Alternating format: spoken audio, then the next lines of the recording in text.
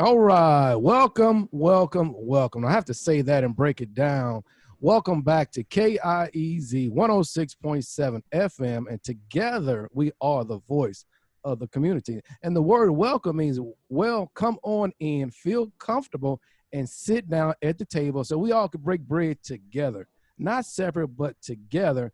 And Brother Marcus, tell the family what we do when we sit at the table and we EAT. EAT for us means acronym, which means evaluate all things. I'm gonna say that again.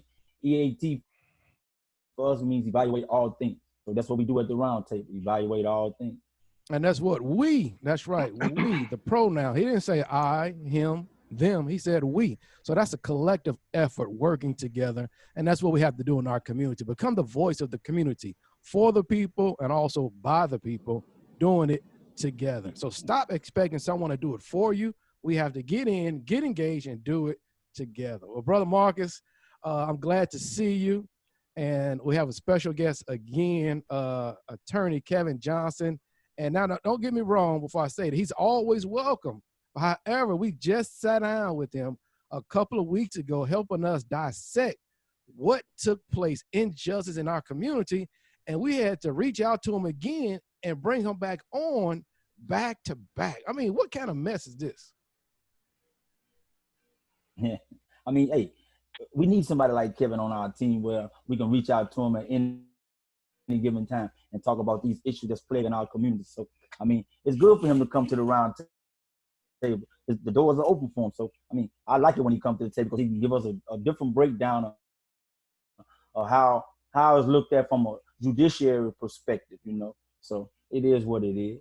Wow, I like that word you used, Brother Mark, judiciary. That make me sound like the brother is in some type of legislative aspect or a judge aspect. I like that. That's pretty powerful there. Oh yeah. Oh yeah.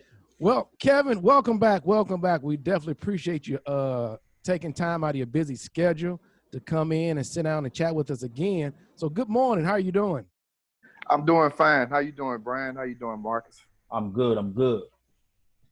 And I'm good also. We gonna be doing better as we sit down today, Kevin. We had to ask you to come back and chat with us in reference to what's taking place right in our neighboring state. We're gonna be talking about the George Floyd situation. That's the gentleman's name his parents gave him, but however I call it, the entire situation is we actually visualize an execution by those that are in authority. It was actually an execution that took place. And the more I sat back and looked at it and tried to unpack what actions took place, and I was able to just come up with a decision that this is about biases, implicit and also explicit biases for someone in authority to Oh yeah. exert that type of force on any individual, number one, but more so the Black person in our community. And a lot of the narratives in our community think that people, when they speak out and speak proud, that we are just speaking, but this is actually happening in our community every day. We're able to see it on a national level or a regional level today, but right here in our own town and everybody's town, this is taking place. Is this going on over there in your area, Brother Marcus? Oh yes, sir. I mean, you see you saw the video, so everybody went in an uproar. So I mean, just in Norfolk, right across the through the tunnel, they had a little demonstration over there. But the situation or the protest got out of hand. People started shooting over there. So I mean, you know, sometimes when we quick to we judge this thing a little bit too fast, or we quick to react. Sometimes we got to sit back and let things play out and then react. Because I mean, I know this was a horrendous thing. Somebody dying on national and on nationally televised almost. You know, in the sense, if the young sister wouldn't record it, we wouldn't have saw it. But I mean, we reacting in a manner that we protesting and looting and all of that. But I mean, we got to do this a different way today. We can't do it going against guns. They got guns. They got weaponry. We don't really. We throwing rocks. We looting like 1992 you know, like the Rodney King verdict situation went down in 1992. We doing things like the Watts riot and stuff of that nature. But I mean, it has to be done totally different today in order for us to get some real justice in this case. So I mean, it's happening here. Yeah, definitely happening here too. Yeah, I mean, I feel you on that. And like you said, we all just a big bowl of a community. It could be local, regional, and also national. But I got a question for Attorney Kevin Johnson in reference to this. Brother Marcus, you mentioned about they have weapons, and you're talking about the police. However, it seems in this situation that the police officer used his authority as a weapon because he just sat there. Yeah. Not only that individual, what's that dude name? Oh, Derek Chauvin. We saw him clearly have his knee, and you know, we all know what happened, had his knee on the person's throat, back of his throat, and the person is grasping for air and trying to say and pleading for his God-given life, you know, just sit me up. Just he can't breathe. Kevin, is it dealing with the judicial system, is there a law in the book for someone that is a suspect of a nonviolent criminal offense that the police take it into their own decision and become the judge, jury, and convict this person of to death? Is that even doable, or is that possible in our today's society? Well, believe it or not, we do have a law in our Code of Criminal Procedure that kind of goes into this area. It's, I believe it's Code of Criminal Procedure Article 220 that deals with the use of force in effectuating an arrest. The officer can use force and to a certain you're extent. speaking about Louisiana, correct? Right, I'm speaking about in our Louisiana Code of Criminal Procedure. Okay. That an officer can use force to a certain extent to effectuate an arrest if the person is, in essence, resisting. You know, like you see a lot of times, a lot of people get arrested for charges around here, and you're going to always see resisting an officer somewhere up in there. You know, that's kind of like playing along with that article that I just told you about. Officers and courts have ruled that officers can use a certain amount of force, but it has to be reasonable force to effectuate an arrest. What I've seen on that video, if I don't know if Minnesota has a statute like that, but that was not an exercise of reasonable force. He had his knee on this man's throat, and he had his whole body weight, even though he was kneeling. I'm talking about the officer. He still had his whole body weight on this man's neck. Neck is not that strong of a structure anyway, as far as the few bones, you know, that are in the neck. So to have all of that weight, and there was no need for it, from what I saw. Let's break that down. Now we're going to judge everything according to our law. You mentioned something about effectuate an arrest. Can you break down how should we look at what an arrest is? Okay, say for instance, officer makes a decision based upon what he's seen. It's supposed to be an objective inquiry from the officer's vantage point.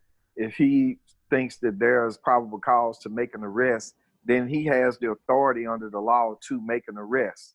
Then you started to get into these gray areas as far as whether or not the person that he's going to arrest is complying with him exercising his power to make that arrest.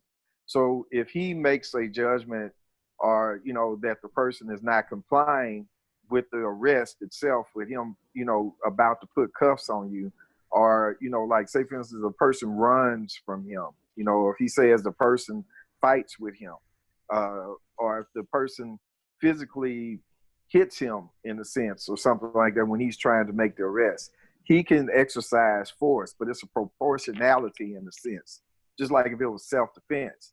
Now, we have in our law too, that if a person is if it's a unlawful arrest under our law, I guess a lot of people don't know this, you have the right to exercise self-defense.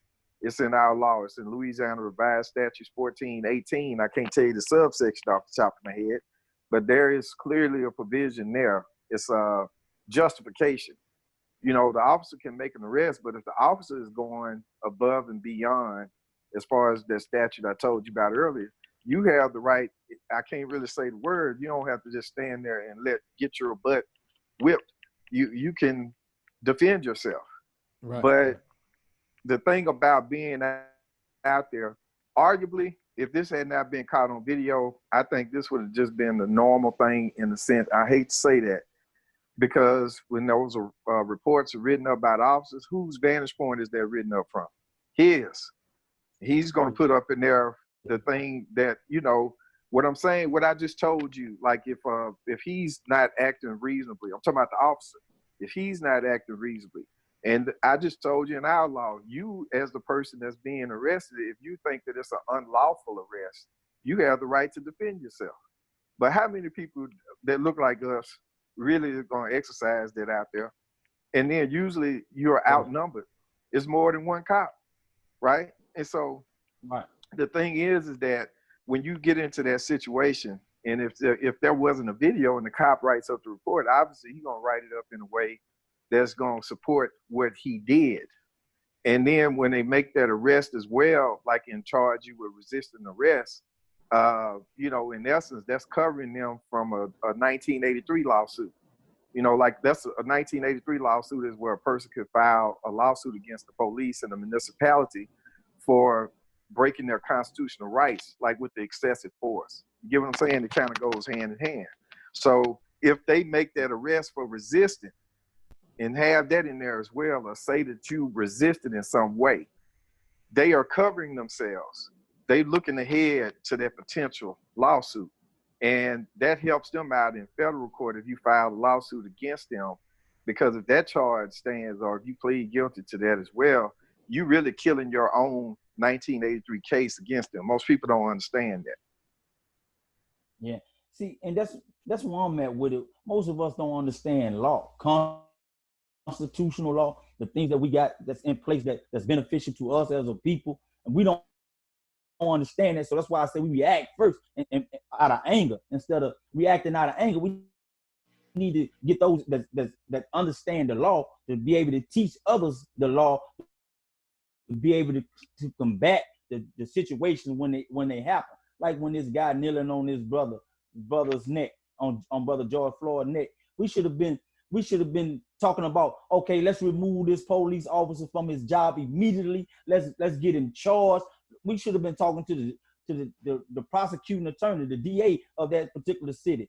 And then from the DA, if he's not in accord with what's going on, we talk to the attorney general in that state to talk to the DA about formally bringing charges against this guy in the manner that he needs to be brought up on charges against him. So when we start to talk like that, then they know that we understand. The thing they saying now, they saying, oh, they don't see no national representative for George Floyd. We got a lot of different groups coming out, a lot of different groups speaking out, protesting. The white man sliding in there too. He protested, throwing firebombs and breaking windows and doing all kinds of stuff to try to escalate the tension or whatever. So, you know, when we got that escalated tension, it's out of anger and frustration. Now we don't get nothing resolved. We don't get nothing. The cops don't get their just due in court. They get a slap on the wrist. Sometimes they get the case dismissed because we don't got all the actual facts out there. So we got to do better with that situation and knowing what to do when things happen like this. Stop throwing bottles and rocks out there protesting like that, because we can't win. You know, in the Rodney King situation, the cops got away with in the process of beating Rodney King, and then we went on a terror raid. We tore the city up. Black people and white people, all ethnic groups, they tore the city up. But majority at that time was black. We tore the city up, burned it up. 1,200 arrests took place. You know, 39 to 40 people died in that situation. Now we can't have that kind of stuff happening on our watch where people dying over an incident. We're supposed to be focusing on the Constitution. They gave us some civil rights. Let's make these people accountable. Let's hold them accountable for our civil rights that we have as a human being in America. You know what I mean? You know, they say we 3/5 of a man, but we understand the Constitution. We make it apply to them and say, okay, let's look at this a different way. We hold attorney general and the prosecuting DA accountable for this situation, man. Hey, I mean, I'm in total agreement with you, brother Marcus, and I definitely don't want to digress anything that you shared with us, but I definitely want to hold everyone accountable. So, as you were mentioning, the reaction. There's two things in our society, the dynamics of humans. There's an action and a reaction. So the reaction that we're seeing that's taking place in Minnesota from a diverse group of individuals, because Minnesota isn't set up like Louisiana. It's very diverse: male, female, Native Americans, our Hispanic family, black, white. So it's very diverse. They're fighting against that injustice. But let's get back to the initial stage, which is the action. The action is, as we're indicating, this one individual, Derek Chauvin, who had the knee on the neck.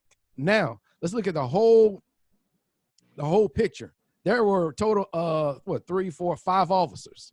One stood up on patrol. The other 3 that we didn't visually see from one point of view, which was behind the vehicle, they were on his lower portion of the body.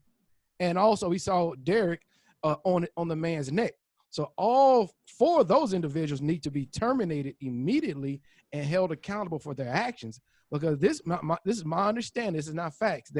We saw the man was crying out for his mother. My understanding is that his mother is deceased. That's right. Yeah, his mother is deceased. So the man started to become delirious. He started losing oxygen to the brain, and he was delirious. He didn't know what he was trying to do. He was just pleading for his life. And I've seen adults, young men, young women, black, white, come to tears looking at this, because we all could sit back and say that, hey, even you, brother Marcus, I thought about you. That night you were coming out of Bobo's, out of your own place of business. You're the proprietor. You take all the risk. And for whatever reason, police had you on your knees at gunpoint. This can happen in every community, and we have to look at the action and the reaction. That's right. We're not justifying any reaction at all, but the action is that, hey, as Attorney Kevin said, that hey, police can use force to effectuate an arrest, but this man was already handcuffed in full control before they got behind that vehicle. They walked him across. They handcuffed him on another part of the city, and then handcuffed him, sat him down, picked him up, and they walked across the street to where that vehicle is. And that's what we miss in that part. How in the world did this man that was surrounded by police end up on his stomach, face down? What took place? And that's what we got to figure out. We got to get everything. And with that, reasonable. Kevin, can you explain what is reasonable? Because as I see this video, that defines to me every action was unreasonable.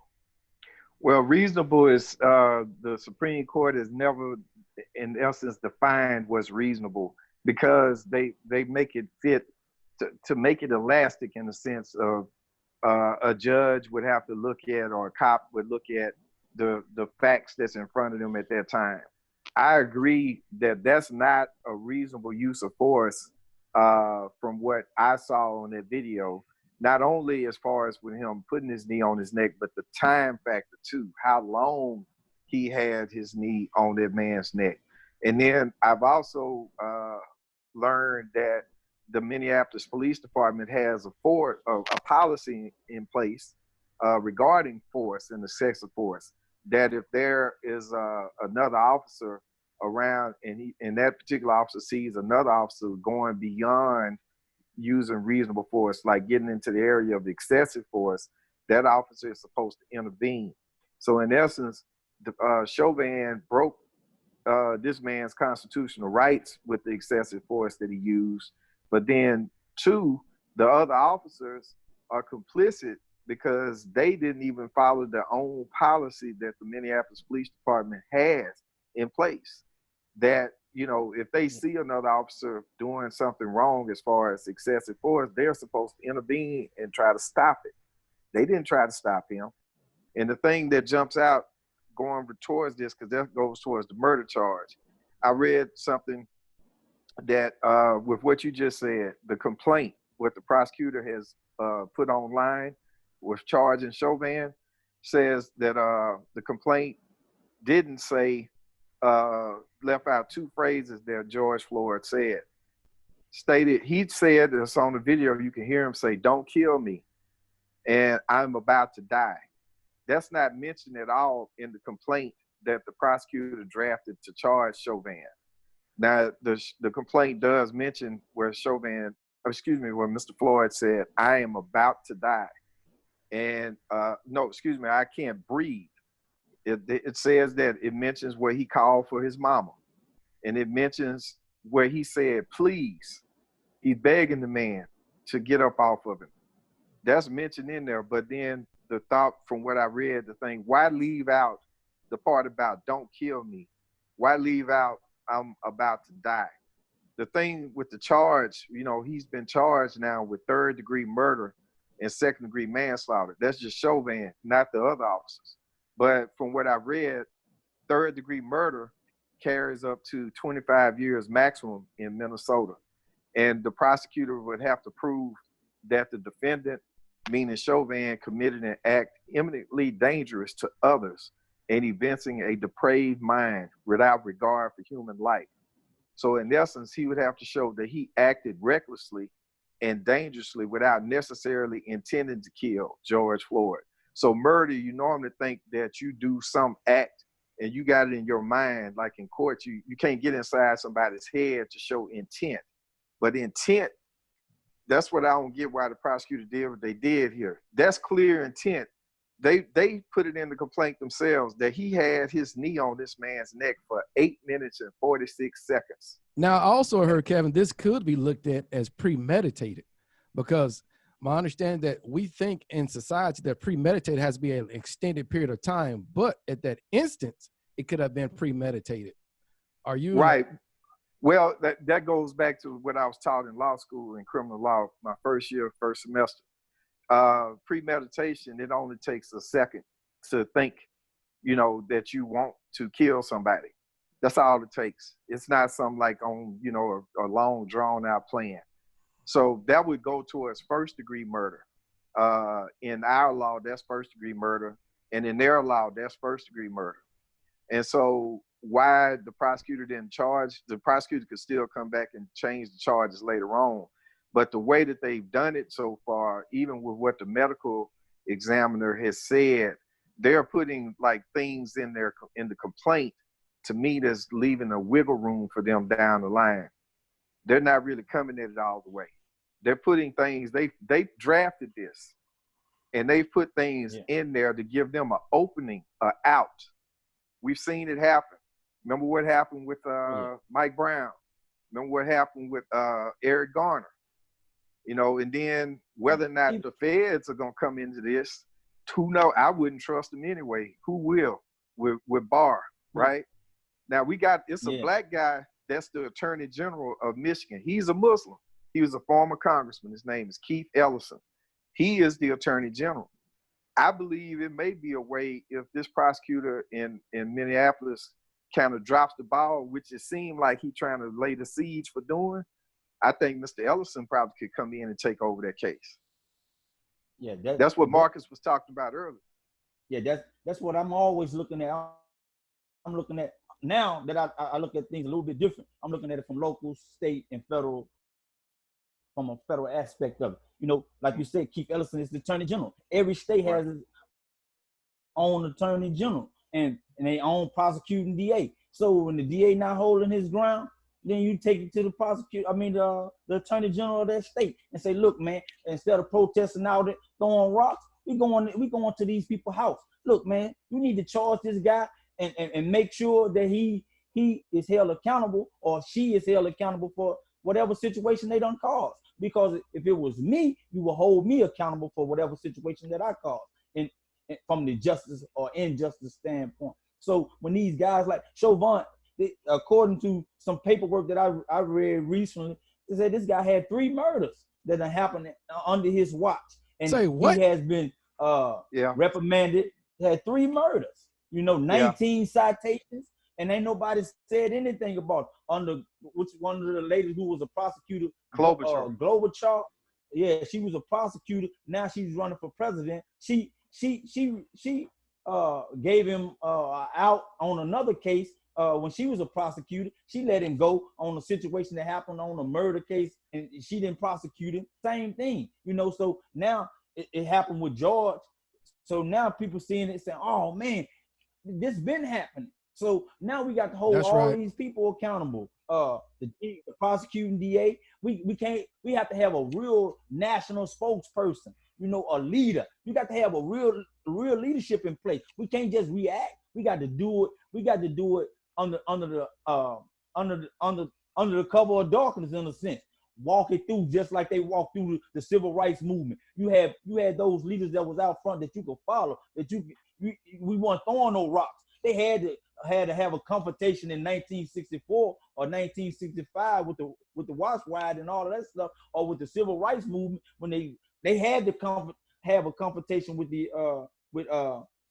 administration in 1965 to be able to get the word out. So now we got the word out. We see video. Now we got to start reacting from a constitutional standpoint, making these people held accountable for their actions, and then, you know, follow it up, keep following up, and make changes as we go. We got to make changes as we go, and we got to have a national spokesperson. We got to have somebody like Kevin talking, Benjamin Crump talking about how the judiciary system works, because we got three different phases of this thing: executive, judiciary, and legislative. So we got to look at it from that standpoint, and then be able to react like that, because we can't react. We can't beat them with these guns. They got a whole army, man.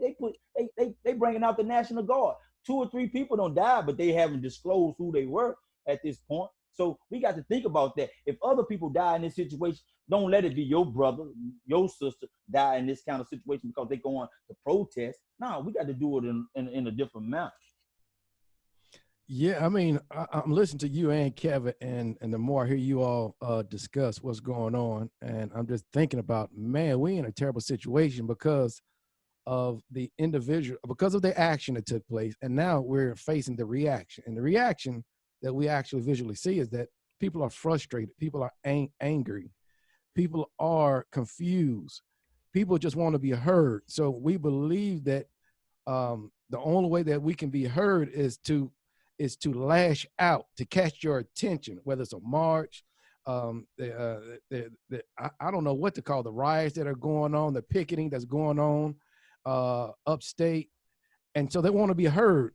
But the reaction seems to be pretty excessive, because I saw individuals attacking the CNN Center and also small mom and pop shops breaking in. And I hate to use the word looting, but I just don't understand. I'm confused on these actions. I mean, can you all break that down so we can get a better understanding? I mean, where we are. I understand you're right. Action, then there's a reaction. And I agree strategically, Brother Marcus, we have to have those reactions, covert and overt, but a strategy in place. And this violence should not beget violence. And that's the challenge that we are. We have to hit them in their pockets. I say let's take it to court, get attorneys like Kevin, and sue that insurance company. If that police department has an insurance company, if the city has an insurance company, just like in automobile insurance, you attack that insurance company will put restrictions on what's going on. But this violence, I'm confused on how the mindset of the people in the community, what's going on. Well, I would just say, as far as with the violence, to me, all that's doing is helping to feed a narrative when you got somebody like the president that's flipping stuff around, where he uses that as to put more division out there, and, you know, and calling people thugs and whatnot. You know, people are not thugs. I would say it's expression of frustration. Didn't he just say something about if they loot, start to shoot? Right, and he's quoting. He said he didn't know where that came from. I don't believe that. I don't believe nothing he says, to be honest with you. But come to find out, that's from a sheriff who said that in 1968 in Florida, when he was talking about civil rights protesters. You know, it was a lot of riots going on. Marx talked about Watts, and then 65, but in 1968, that was a crazy year. Go back and look at the history books. There was a lot of riots going on. That's the year Martin Luther King died. Robert Kennedy died. Then you had the riots over in Chicago. You had a lot of riots. Even the black men that got killed in South Carolina, that was in '68. Rioting behind that.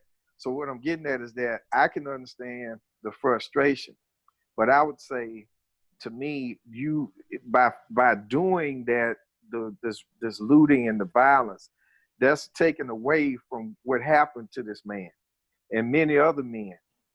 Because who knows how many men have wound up getting killed in police custody. Everybody it's not always on video, right?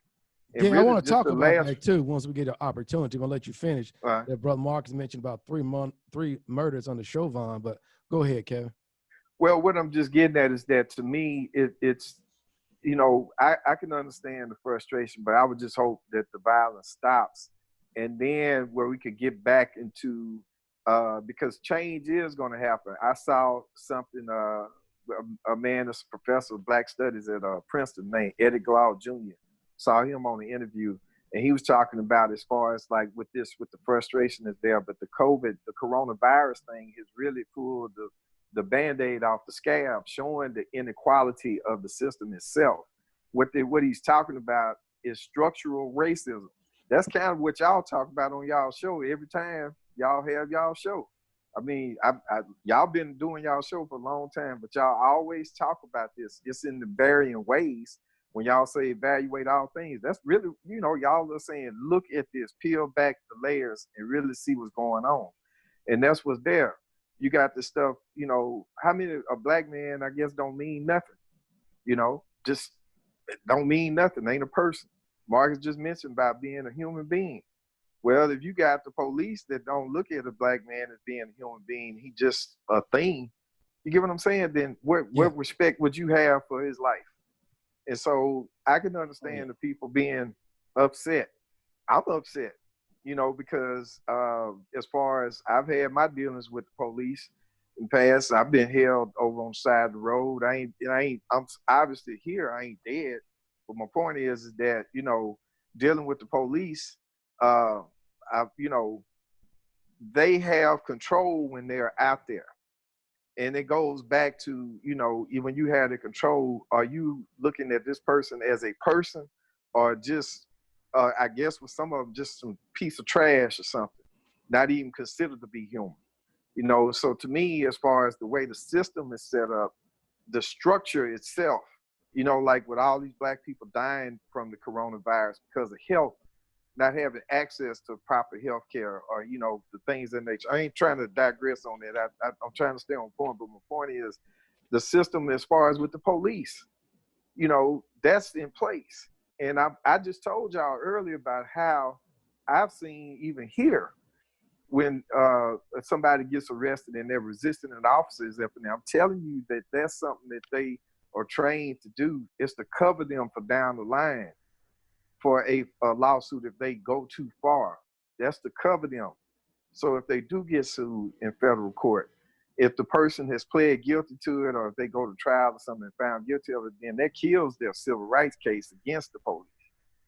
I would just tell somebody, if you get a charge like that, go to trial on it, see what the judge is gonna say. Most people say, "Oh, he just gonna go." That's right. Don't just automatically think that. Fight it. That's right. Yeah. And so the thing, what I'm saying here, that man, the intent to kill, to me, the time factor is the intent to kill. This man was not a threat to the police. I saw the beginning of when they put the cuffs on him. Right. He was standing there walking. He wasn't fighting with them. Right. And then I think he may have been possibly intoxicated.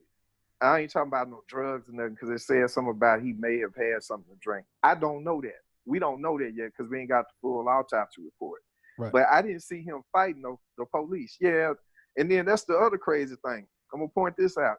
Why did the prosecutor put up in the complaint against Chauvin and mention about the specifically saying that Floyd is over 6 feet tall and weighs more than 200 pounds? Why he put that in there? He has to put that up in there. I mean, look at me. I'm about 6 feet tall. I'm about 250, 260 pounds. So most police probably figure I'm gonna fight them, or they're gonna have a struggle to arrest me. Oh, you ain't got to put that up in there. I ain't never charged nobody when I was a prosecutor gonna put up in there what their physical size is. What you got? What you put that in there for? So you know the thing is, right? I'm telling you, they have planted seeds up in this thing to give her out. They trying to. That's gonna help him. That's helping Chauvin. Oh yeah. You know, and so the thing is that with him, he kept his knee on this man's neck for 8 minutes and 46 seconds. And then they even said that after one of the other cops tried to check Mr.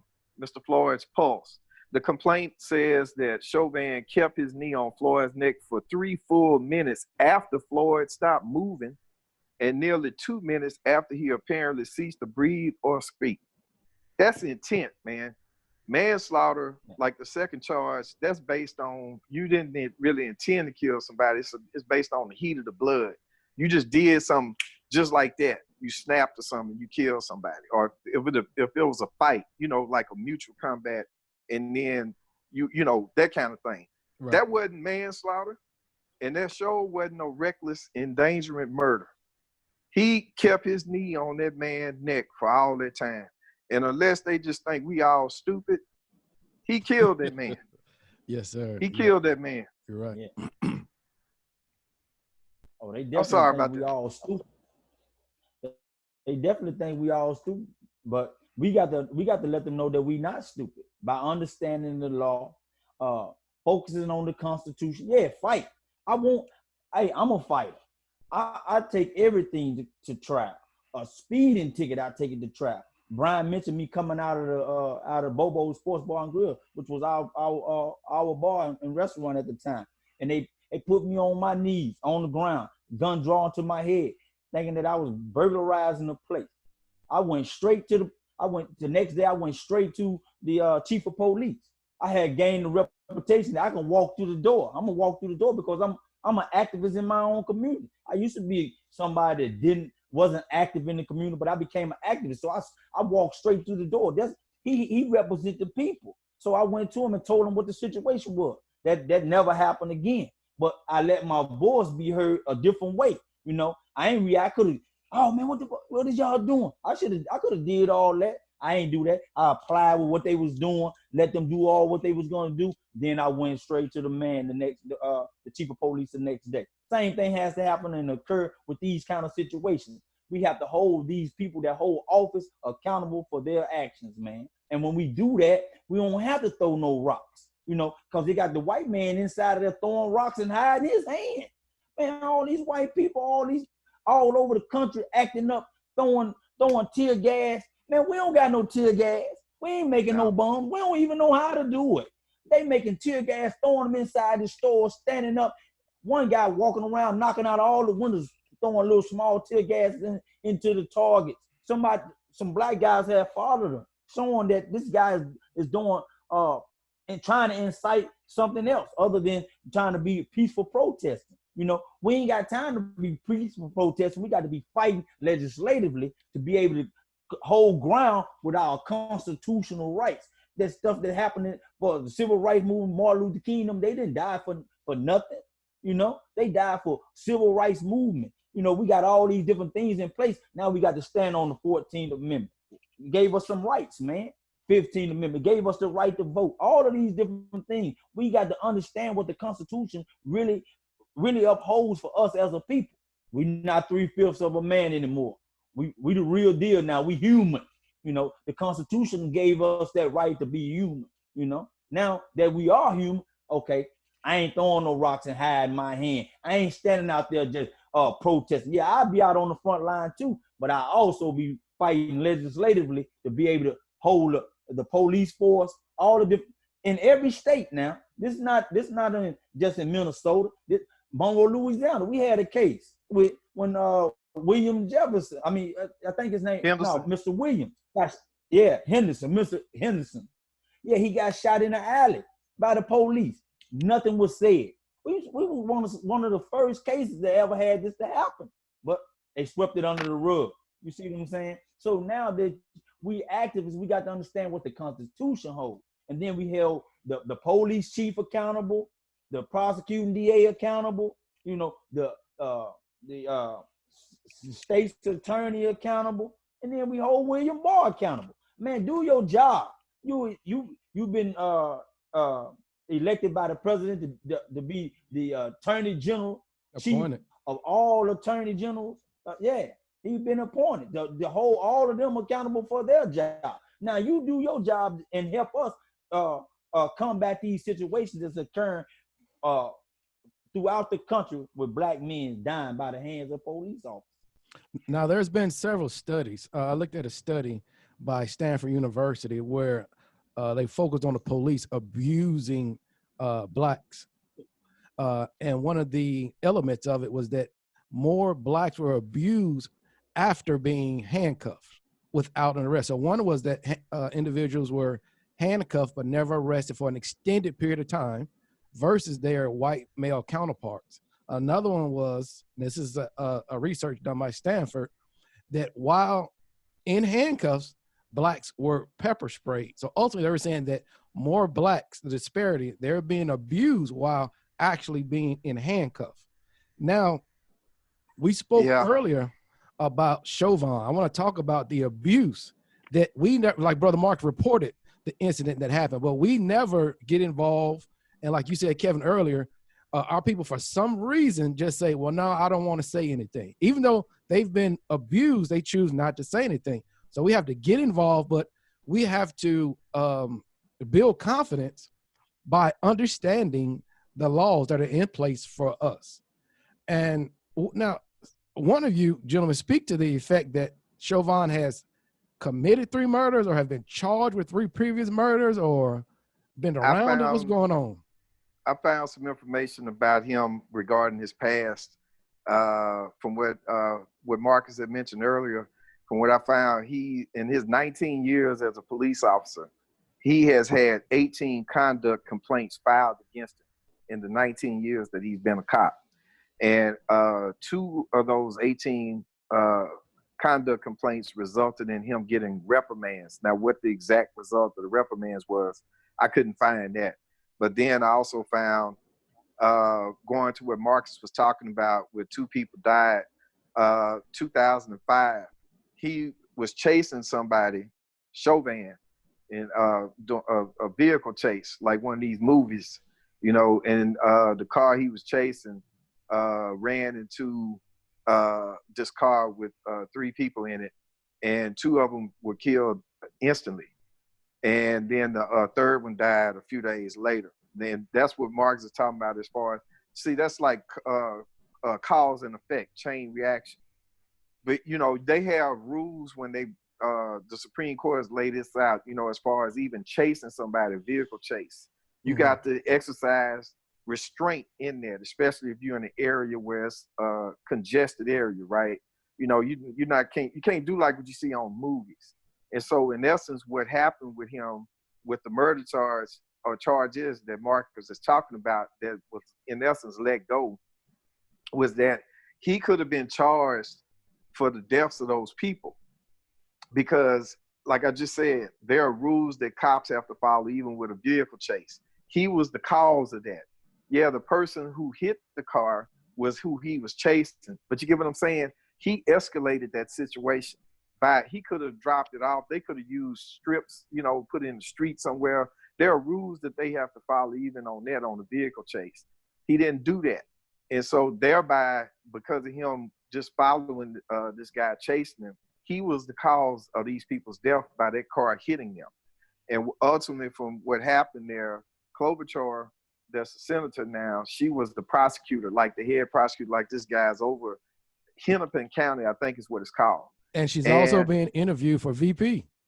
Right. And Biden was just asked about this yesterday. He dodged that question. But the thing is that, well, he did. He you know, I like Biden, but he didn't answer their question. But she, that year, she was campaigning. That was in 2005. She was the DA. And they just kind of, and look, I think I know a little bit about that. I've told y'all I did it for 8 years. Just ways of doing things, okay?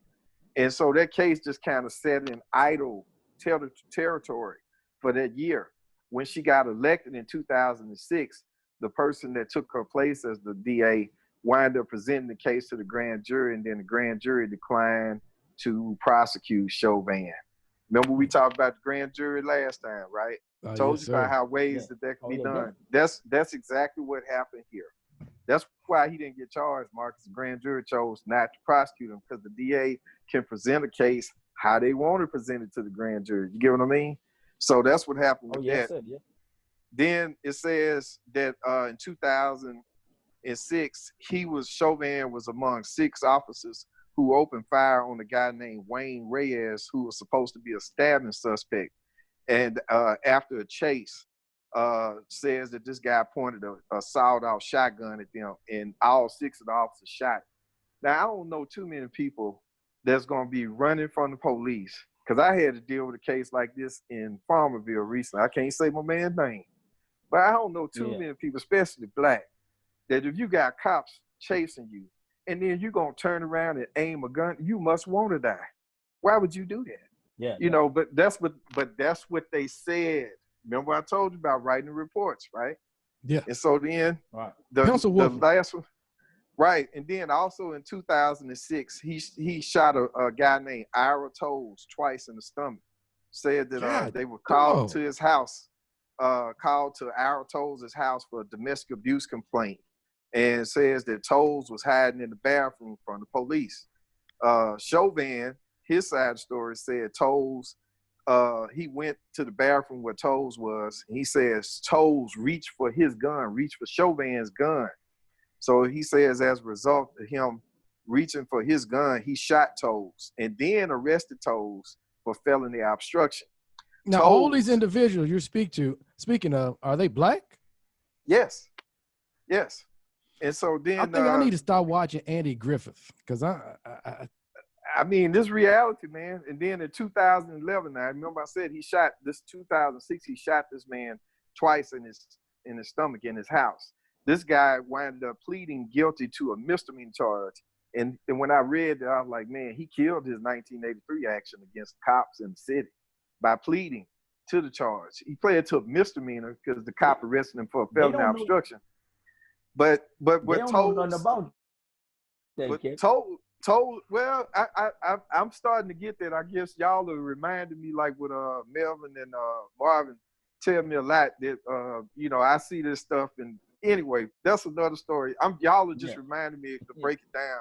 Man, I'm so glad to have you here, Kevin, because Brother Marcus and I look at things in a certain manner. Brother Marcus looks at situations in a certain manner. I'm just pleased that you're able to take time and come down and break it down to us, and we get it from your perspective, a professional lawyer's perspective, because you pointed out so many different things that I just didn't know. And I guess the old saying, you don't know what you don't know. And it's just overwhelming. I like to say with this guy, he said that the guy who survived, Ira Toles, he said he still deals with pain from being shot by Chauvin to this day. And he said that he felt like he was going to do it again. Well, obviously, he's done it again to Mr. George Floyd, And so I would just, then he said that what Chauvin said was not the case. He said Chauvin broke the door down in the bathroom and started punching him. And he said he was defending himself. Remember, I just told you there's a justification defense. If you think there's an unlawful arrest, you got a right to resist. And in essence, technically, that's what he was doing. And then my man shot him twice in the stomach. And this guy didn't have a weapon. There was nothing mentioned about him having a weapon. So to me, when you got the police, it's kind of like the Wild West in a way. They're out there on the street. And yeah, stuff get crazy out there. I can imagine. But the thing is that it's still a line. And you're still dealing with people. And if you got somebody with a mindset, like I told y'all one time, I had a cop. I live in the house I grew up in, where I live at right now. And I'm down, I got Trishelle by me. I got Parkview a few blocks away from me.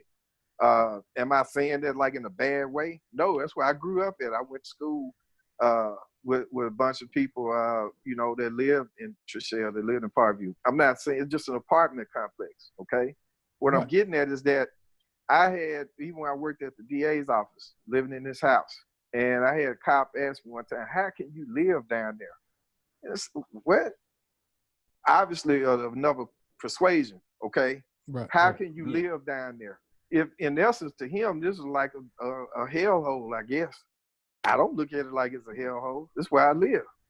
You get what I'm saying? Oh, no. If I you do. got Kevin, people Kevin, like that, you just made me think of something. I spoke to an officer recently in regards to this, a local officer. I'm not gonna mention their name, in regards to this situation with George Floyd.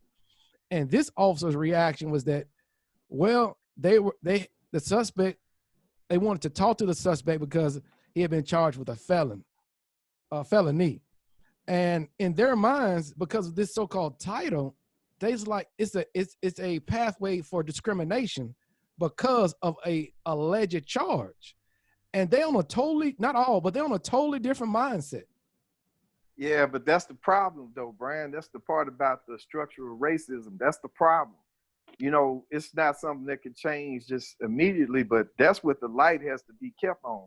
If that's how they think, if that's how they, because to me, he's just looking at everybody that live down here like this is a damn jungle or something. And if you think that, if you don't think that person is a human being worth any kind of respect, you know, everybody's life means something. You That's know what I'm right. saying? So the thing is that if that's how you looking at people, when you go up in there, you know, that's what it is. Now, I came home. I'm digressing a little bit here, but I came home a few weeks ago, and I swear it was about 9 or 10 MPD kind of different vehicle variation. You know, they got those SUVs and then some of the older cars out on Jason Drive, and I was trying to get ready to make the left turn on Mays where I live, and I'm like, okay, what's going on? You know, something must have happened for that many to be out, you know. And then come to find out, they were looking for some young man. Some shooting apparently happened on either Wilkins or Stacy. I don't know which street exactly, but they came into my yard. You know, come to find out he was hiding in my backyard. But you know, and then I knew the boy. Yeah. I mean, you know, I mean, it's you just gotta a sad expect that. situation. If you're from the Yeah. community, you represent the community. You're active in the community. Because I've seen you represent the community at the parish school. No, I'm sorry, at the parish police jury. I mean, I've seen you all over at the library giving free legal advice. You're gonna know these people. Well, they, you know, whether or not they found the gun and it, you know, not owning, but I don't know if he did it or not. Is where, you know, he still got to have his day in court. My point is that they were deep down here, and out of all of them, it was I saw 2 black officers, the rest of them were white, and some of the white ones are, you know, pretty young, like newer people. And so the thing is that I would say, as far as the police, this man Chauvin and the others, they didn't look at George Floyd as, to me, as being a human being, because you got him laid on the ground, his hands cuffed behind his back. What threat was he to you? None. Didn't have a weapon. And then from what the call came in, it said that the police were called in based on a possible forgery in progress. I never heard that before. A forgery in progress. And it was a bogus $20 bill. The man just went, you know, whether or not he passed it or not, or if he knew, I don't know. We don't know that. It was But it was a non-violent offense. Right. He went and bought some cigarettes, some menthol cigarettes, maybe some Newports or something, or some Cools or something. I don't know. But then this man dead. The store owner feels regret. He's sorry. He called the police. He said, I mean, I saw him on some guy from maybe Pakistan or somewhere. I'm not trying to sound, you know, racist or anything. I'm saying I don't know what country the man was from, but my point is he felt bad for calling the police. Yeah. You know, and so, you know, but this man dead over a possible bogus $20 bill, whether or not he knew it was bogus or not, and just bought a pack of cigarettes. And, you know, you got him down on the ground, hands behind his back, cuffed. Yeah, no weapons, no mention of no weapons. And he on the ground. This shouldn't have to go that far, because the mayor of the town had called for the police to be arrested from the door. He has been arrested.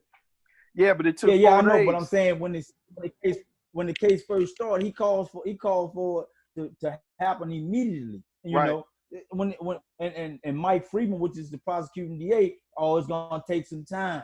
No, let's make this happen immediately. That's why we got to have somebody who the police. You see what I'm saying? They got a police commission and they're active groups or whatever. So, but we have to have an active group that police the police in our community. So well, we did. Therefore, when we did. when We had things the happen citizens right away. We got the action. Yeah. The citizens did, but They stayed. they reacted safe they distance. reacted in a way. Yeah, they reacted in a way now that is protesting. No, Well, I mean, we during want to stop this. during the arrest. During the Yeah, arrest. I understand. We want to stop before we go to the protesting mode. We want to attack it at the door. When the mayor called for the police to be arrested, okay, DA, get on your job. You know, make sure he get arrested. Then you quell the situation right away. Now it ain't everybody's not gonna come out and protest because they got the particular person in custody. You know, don't wait 4 months like you did Ahmaud Arbery. Don't wait like you did with the sister in Louisville, Kentucky. The police went in her house and shot her while she was in her bed.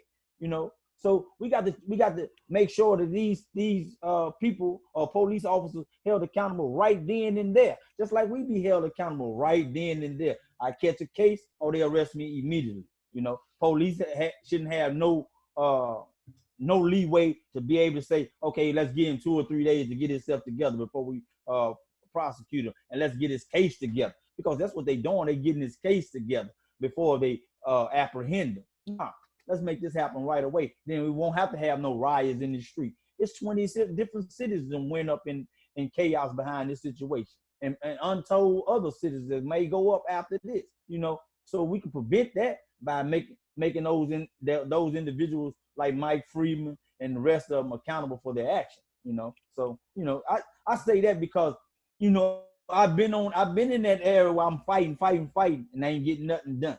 I seen Jesse Jackson and a cohort of other individuals come into the federal institutions and shine a light on the injustice in the justice system, which ultimately turn around the 50-1 drug laws in cases with blacks and being incarcerated in prisons over and over for, you know, getting excessive time for 50 grams of crack cocaine. You see what I'm saying? But through the legality actions that they took, the legal way, they were pushing the pen, you know, and they got this stuff changed, and they used other individuals in the process that was running for state senator or the House of Representatives, and they use them to be able to change the law. So we got to use our people that we have in our midst to change these different laws or these situations that happen, you know, with the police. We got to change it, man, and we got to do it through legislative. We can't do it. We can't fight them. They got too many weapons. Well, I agree with you, Marcus. I would say that as far as with the fighting, as far as, and I hate to say this, I was just looking at this movie about the Black Panthers about a week or so ago. And, you know, ultimately they lost their fight in the way that they did, in the sense that they have all of the weapons. And if we try to come after them with weapons, we are not going to win their fight in that sense. And so what you're talking about is fighting them legally. I agree with you wholeheartedly on that. And I think that that's the best way for us to go. I think also as well is that because the mayor of Minnesota called for that man to be arrested that day, and everybody just looking at the video, you can see he killed the man. You know, what other investigation did you need to do? The video itself, it speaks for itself, as they say in the law. So the thing is that by waiting 4 days to arrest him, I would just say, like, by the second day, most people just figured it was just going to be like it normally is. They ain't going to do nothing to this cop. Nothing going to happen to him. And people just got mad, and then it just turned, and it kept on amping up. You know, go ahead. That's why they came out in droves. That's why they came out in droves like that. They came out because they felt like they weren't going to do anything. Just like you mentioned, the Black Panther leaders or whatnot. They shot Fred Hampton while he was in his bed. Right. They, when he kicked in the door, boom, boom, boom, boom, killed everybody in the room. You know, so I mean, they know how to use their arms. They using them. They using them the way that they know. They if they assassinate one person, they assassinate the leader, the body will fall. You know, they hit the head, the body gonna fall. But now you got to figure out. Now the whole body can still stand if they hit the head because you know everybody know the law. Everybody understand the Constitution. Then you fight them legally. Yeah, I can fist fight you all day, but if you keep hitting me in the head, I'm gonna get punch drunk.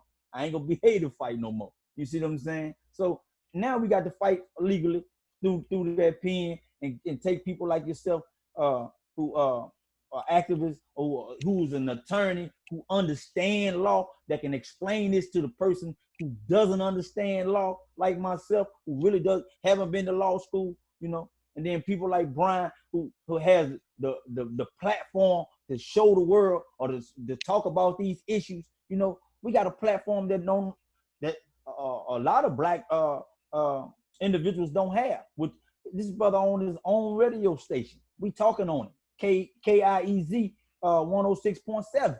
Man, this is unheard of. So we talking real strategy. We talking about things that can happen and can happen immediately if we come together as a unit. I agree. Working together, but always be better than just trying to come at a bunch of different people trying to come at it because it's not coordinated.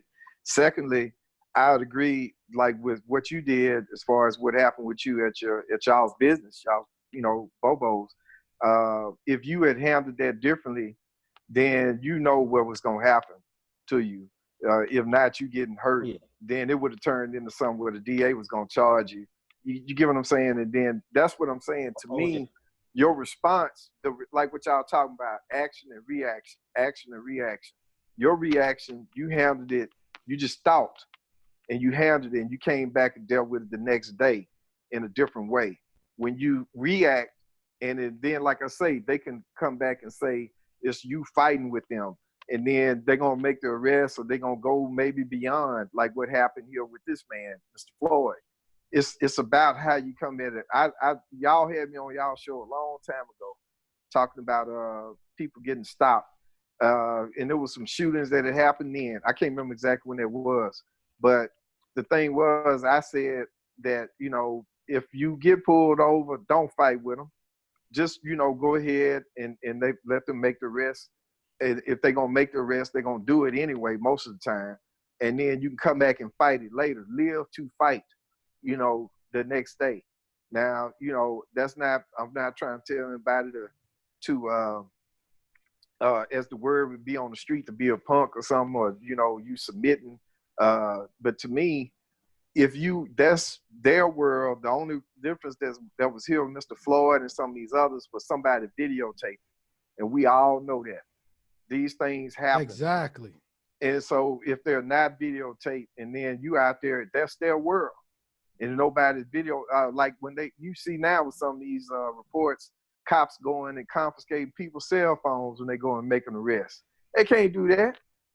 Can't do that, you know, but they trying to take the evidence away as far as if they did something wrong.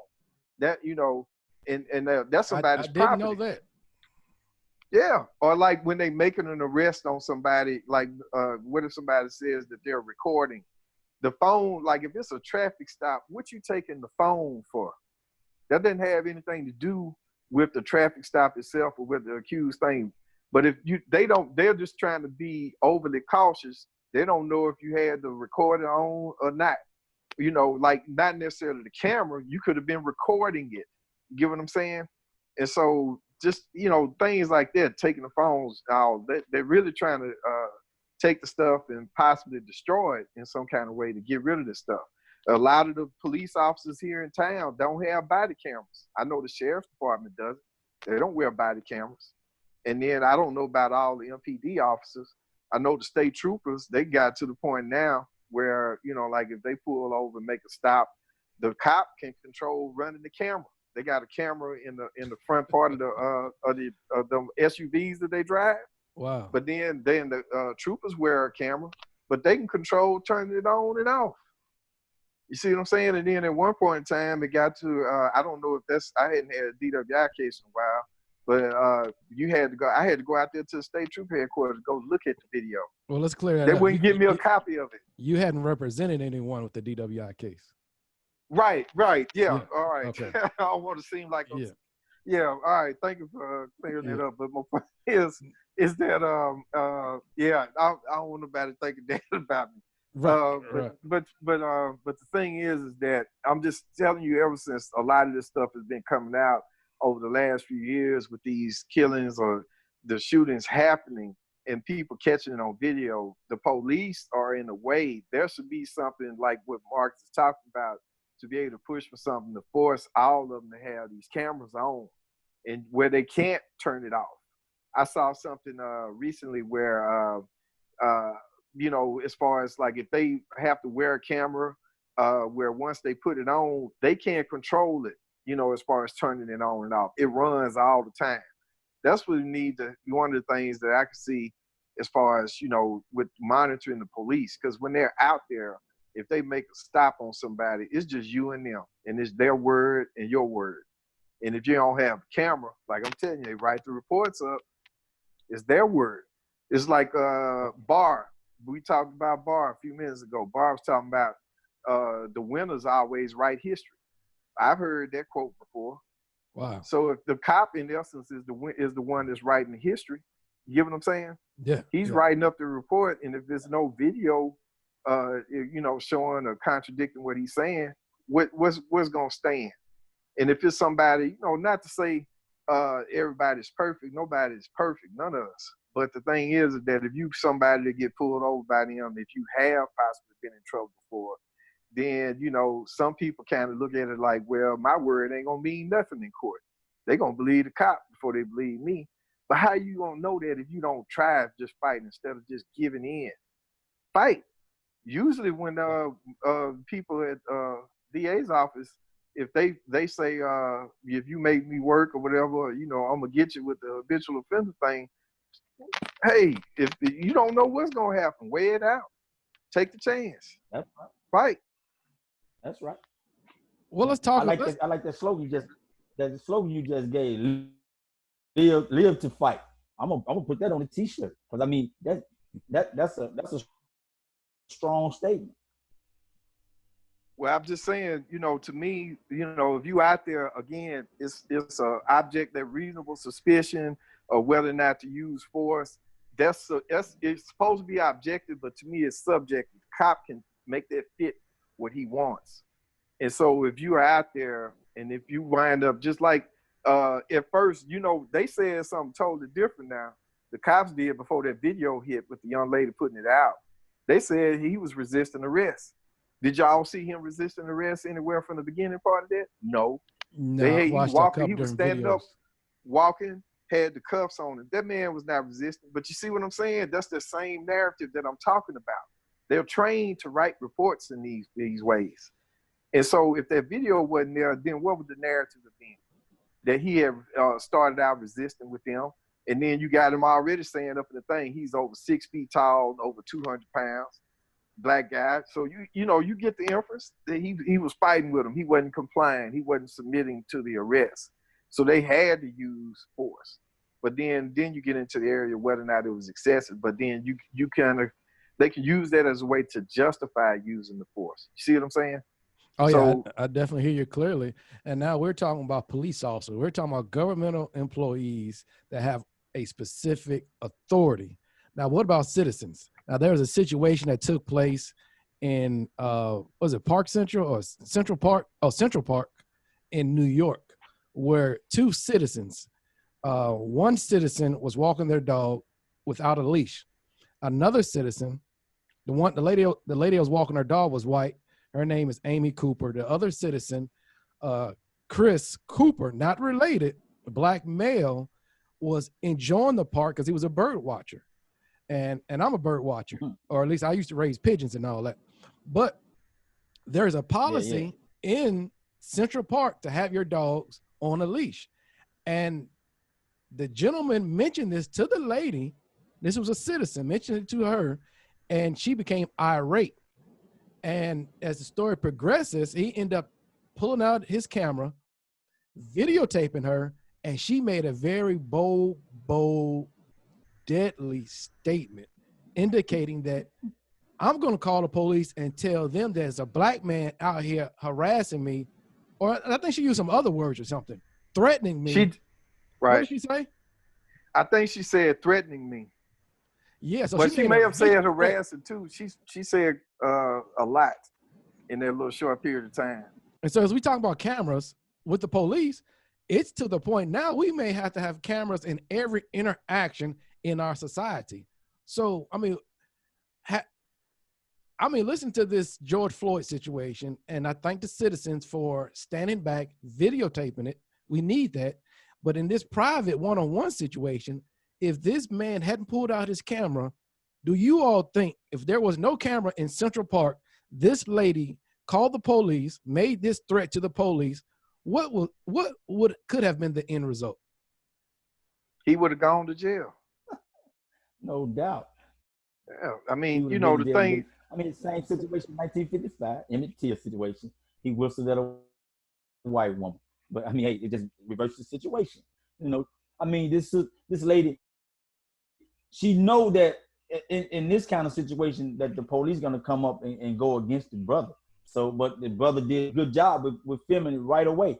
You know, sending it to his sister. 43 million people done saw this particular incident. So, I mean, you know, it's different now, man. Big Brother is always there anyway. It's cameras everywhere. That's why when the police looking for different situations or criminals in certain cases, they go look for cameras on the pole, cameras in somebody's hand. That's why they say God is always watching. Somebody's looking. Yeah. You know, the thing about the cameras, though, in the way it depends, like what you just mentioned about the cameras in different places. I got 2 cases right now that come to mind. One case where I got a young man accused of murder, and I've seen the cameras from. I'm not gonna mention the person's name or the businesses. And then I got another young man that's dealing with something down in Parkview, and I had subpoenaed the camera footage from down there before I even got it, and I moved fast. The lady, his mother, got in touch with me right after he got arrested, and I went and filed my subpoena immediately for that camera footage. And the police got it before, like as soon Standard Enterprises that runs Parkview, they got my subpoena. The lady called me, "Yep, Mr. Johnson, I got your subpoena, but I don't have the footage anymore." I said, "Well, where is it?" Monroe Police Department security. And then, it got secured, and then it took me months before I saw it, almost a year. But the thing is that,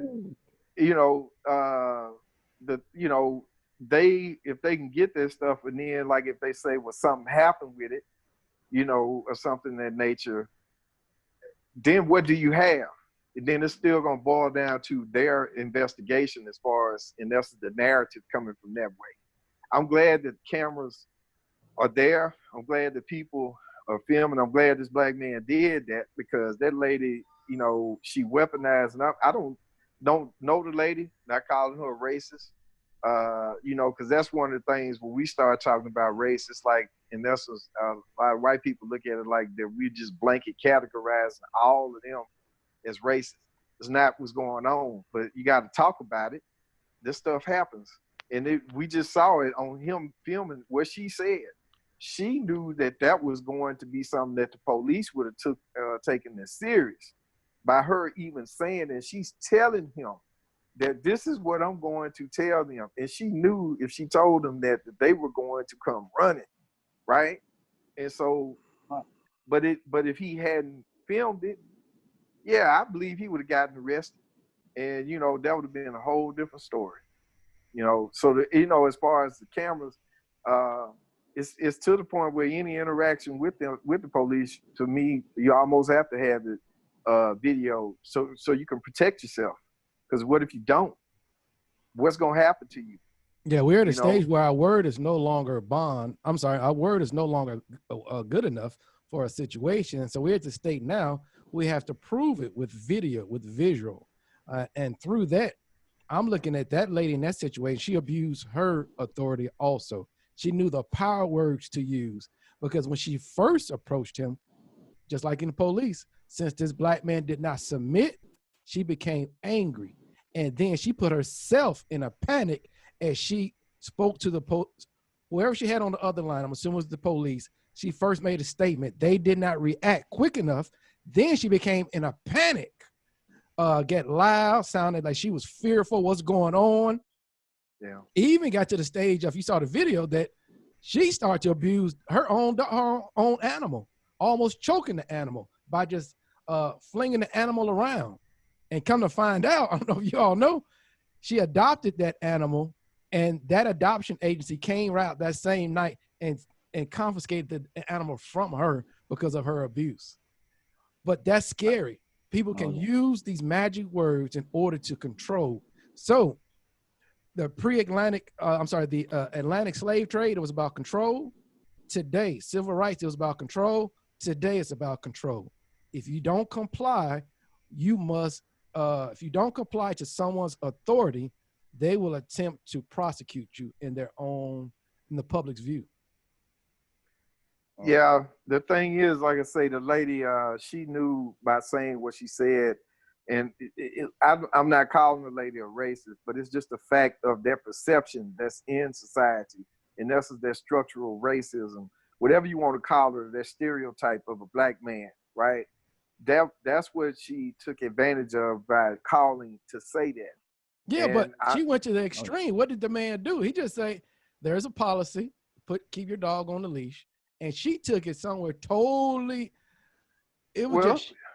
You're right, like you said, she didn't comply with what, he didn't comply with what she basically was like, it makes me think about Public Enemy, one of the songs, beginning of a song, getting that cell in. Yeah. You know what I mean? With the cop saying it, then the jail cell closing. Right. She said this to him, and he should have just shut up. I guess in her mind, who are you to say this to me? Right? Exactly. And he didn't shut up. And so then it turned, and she took it to another level, like you said. She got indignant. What? You know, in essence, I said this and you ain't do okay. And basically that's kind of how she got it. Okay, I got something for you.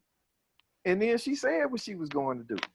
And so, some people might say, wow, but man, we all know this kind of stuff happens, man.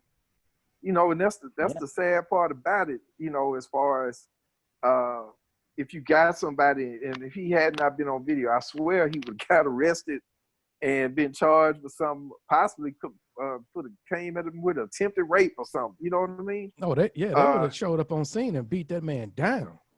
Right. And so all because of that, I mean, it makes you think about some of these things where black men have been killed in the past. White lady saying, that you brought up Emmett Till earlier, Marcus. That's how he got killed. Supposedly he whistled at the lady. Now that's what she said. Now this is he was 12 years old at the time, and she a grown lady. What he gonna do with her, right? You know what I'm saying? But he supposedly whistled at her, and then her husband and whoever, and they went and got this boy and killed him. It's been a lot of black men killed because of stuff like that. We know that. Right. And in essence, to me, that's kind of like what that was. Yep. Because she used that, and she said what she was about to do, and she wasn't hurt. He didn't even do nothing to her. Wasn't nowhere close by. And, and so that's the thing. If he hadn't had the camera, it would have been a different story. That's what I keep talking about with the narrative. Yeah, that reminds me of the movie. I think it was called This Is How They See Us. The Central Park 5, where the guy got arrested for the jogger that murder or whatever, rape or murder of the lady that was in Central Park. I mean, when they see 5 black guys ended up being some other citizen that was in the city. But Donald Trump came out then, and he said he would give a certain amount of dollars to prosecute these individuals, and they possibly, I think he made a statement that they should be hung or something. And he did. He never apologized for that situation. Yeah, he never apologized. So the same thing happens today. So we have to really realize that we black in America. But being black in America, we have to fight all the time, but fight in the manner of knowing what to do and how to do it. It's a way to fight.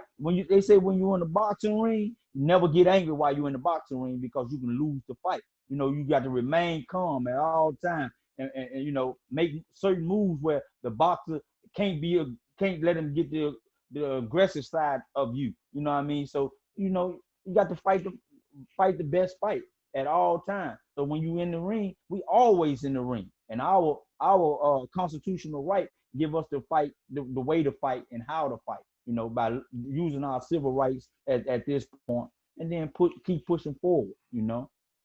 Yeah, Well, gentlemen, I agree. I definitely appreciate you all, and that's what we do here at the Round Table. We EAT, we evaluate all things. And Kevin, go ahead and give us your contact information, because I know you're running for 5th District in the city of Monroe. That's coming up soon, and you're also in private practice. This man has a lot of experience, but if someone needs to reach you, how can they reach you? Answer service number is 318-570-5412. 318-570-5412. And you take cases all over the state of Louisiana or multiple states, or? Nah, not that I'm not Okay. built for that, Brian. Okay. But in the sense of just in the local geographical area, I've gone as far as Lake Providence, Tallulah, Farmerville, So Ruston. anywhere in Northeast Louisiana. Yeah, pretty much. Yeah. Okay. All right. 318-512. 318-570-5412. 570. Okay, thank you. 5412. Okay, 5412. I got it. Brother Marcus, let me see that shirt you got on. Oh, you know, this is one of the idols right here. We can't see it. Okay. Yeah. There we Mr. go. Bob Marley. Yeah. Actively, you know, in his own right, you know. So I mean, I'll be representing sometimes, you know. But I like to say, in closing, I mean, vote for Kevin Johnson, city councilman, man. 5th District, we need you, man. I mean, experience. That's what it takes to be a part of the city council, you know. And also, I want to commend Tamika Mallory, Steven Jackson, and Jamie Foxx. They had a little thing on Fox where they was talking about George Floyd being friends with Steven Jackson or whatnot, but they took a stance, man. And when you take a stand, you got to fight the right way. So when you taking these stances, make everybody informed so all of us can come as a collective body, and we won't have no instigators to come in like these Europeans that's coming in and starting fires and causing chaos and giving us mixed messages, you know. So keep fighting, man. Live the fight, like Kevin say. I like that. All right. I appreciate y'all letting me be on y'all show. I appreciate it.